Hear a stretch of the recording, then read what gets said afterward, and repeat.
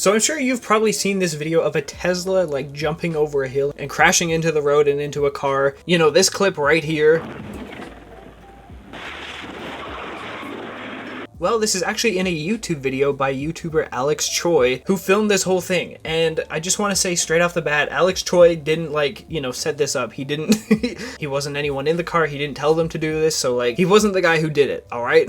Just want to say that right away. But like, this situation is like insane because it's super dangerous. Who thought this was a good idea to jump a car over a hill? Basically, what the driver of the Tesla did is something that David Dobrik did like a few years ago, where they jumped a hill. Obviously, they stuck the landing, unlike this guy did. What happened here is Alex Choi set up this like Tesla meetup, and then there was a driver there who was like, yo, you want to go to the hill where David Dobrik jumped his car? And so they went there, and then the driver, you know, tried to recreate the stunt without any practice or anything like that. And, you know, he ended up crashing face first into the street and ended up hitting a car, actually. But it gets worse from there, you know. The driver and all the passengers in the car, they just fled the scene. They left the rental car there it was a rental Tesla, by the way.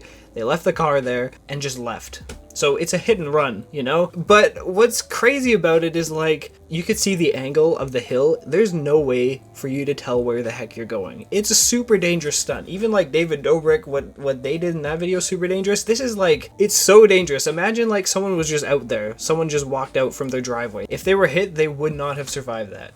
It's so insane. Now, there are some other details, like there was a cat inside the car that jumped. Nobody was injured after all of that, including the cat. Like, for one, why was there a cat in there? And also, how the heck was nobody injured in this thing? Like, that's insane. But, you know, this whole thing has sparked a lot of talk. You know, one being the person who had their car hit by the Tesla. They actually uploaded a video that's on YouTube now. They also made a GoFundMe. And Alex Choi actually donated $2,000 to it. But also this person here that had their car hit, Jordan Hook Music, actually claims in the video description, Alex Choi has the audacity to have my first video removed for copyright infringement. So basically Jordan made a first video that got copyright claimed by Alex Choi, you can see here. And Alex Choi has confirmed on Twitter that yes, he filed a copyright/defamation strike on YouTube. He did that because he claims that Jordan claims that Alex orchestrated and coordinated the stunt. Now, I don't think copyright and defamation are the same sort of kind of report that you would make on a YouTube video. I'm quite certain those are two very different takedowns on YouTube. Like, did he do a copyright claim and a defamation strike on YouTube? And if not, I'm very certain on YouTube you can't use copyright as a tool to take down a video for something else. I'm pretty certain that's how YouTube works, but again, I could be wrong, you know? But hey, I don't want to blame Alex Choi because we don't know the facts there, right?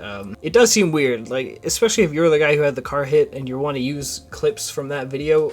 You're like the #1 person who has every right to do it. And then there's also been some other things. There's this guy called Dirty Dom. He claims that he was the guy in the Tesla who did that. And so the LAPD are actually they're actually out to get him now, even though it appears that he wasn't the guy in the car. So like, why would you take credit for something that would just get you in severe trouble? Like, what? I do want to also clarify that in this video, Alex Choi says a bunch of times, do not do this, right? Obviously, it's a super dangerous act that could, like, result in way more damage and, you know, actual loss of life and a crap ton of injury. So in the video, he says, do not do it, like a bunch of times. He condemns the driver. Even in the video description, he's glad to say nobody was hurt. Do not try this at home. I had no idea this dude was going to jump his Tesla immediately after I showed up.